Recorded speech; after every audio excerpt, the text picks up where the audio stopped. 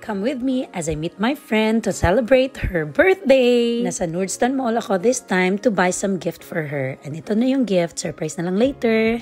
So, andyan na sila. It's May and the cutie little Ella. Slow-mo talaga yan pagkasama niya si Ella. So, yun na nga. Binigay ko na sa kanya yung gift. And mukhang si Ella talaga yung may birthday today kasi pormadong-pormado siya, oh. And we are going to the restaurant called Pincho Nation. Favorite talaga to ni Ella and Gwen. Kaya dito kami kakain. Merong dalawang pinchos dito sa Gothenburg. I'm not sure kung dalawa lang ba. Pero yung isa, napuntahan ko na. Pero ito, first time ko dito makapunta. After namin nabigyan ng table, binigyan na din kami ng popcorn ni Mayoras. What's unique about this restaurant? Grabe, ang liit lang ng mga utensils nila. See? Okay pa niya buong kamay ko. So, ito yung mga drinks din nila. Di ba? Ang cute lang. Na parang ang colorful. So, Koya, gusto pang sumali sa video eh. So, ito na nga. Let's have a drink. While waiting for our food. So, na-order na nga namin siya via app. So, magno-notify yan sila na ready na daw to pick up your food. So, pinuntahan na namin ni May. Yan pala yung food na super liit-liit lang. Para ka talaga nagbabahay-bahayan dito sa restaurant na to, I promise. So, self-service na lang ang pag-pick up ng mga food.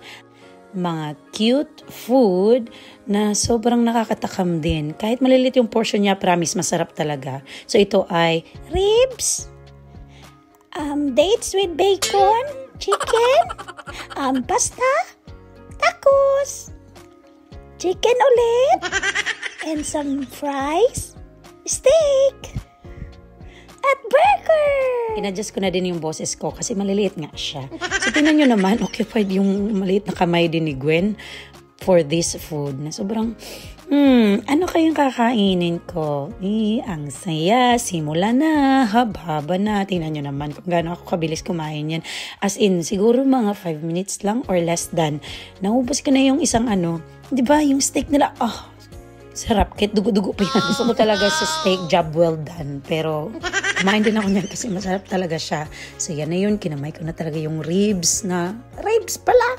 Dahil special day ni May, meron din silang pa-birthday surprise. And what's amazing, Pinoy pala yung waiter na nagsiserve sa amin.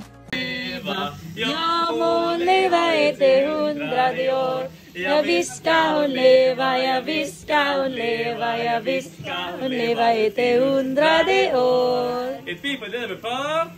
May! Lever, hipp hipp, Hurra! Hurra! Hurra! Hurra! Yay! Happy birthday! Happy birthday! Thank you! Salamat po! Naman po. Så det är glassbomb det då. Oj, glassbomb! All glass som vi har till den som fyller år. Uy, sana all. Sana all. Sabi mo kanina wala surprise pala.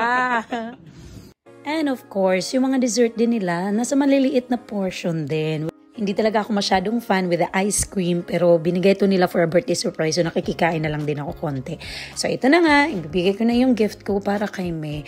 It's the thought that counts talaga, guys. Hindi ito masyadong nakakaya, pero sana naman naging masaya si May sa pag-gift ko sa kanya. And do you know what it is? It is a jewelry box that she can bring. I was planning to buy green, pero favorite color ka pala yun. So yun na nga, thank you guys for watching. Uwian na and have a good day. Bye!